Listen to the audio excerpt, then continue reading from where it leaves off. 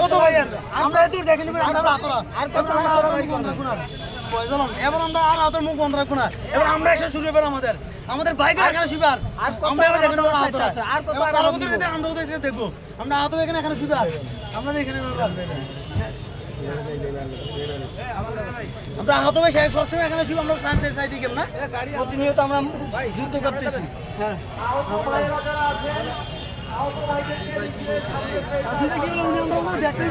দেখতেছি বলতে আমাদের আজকে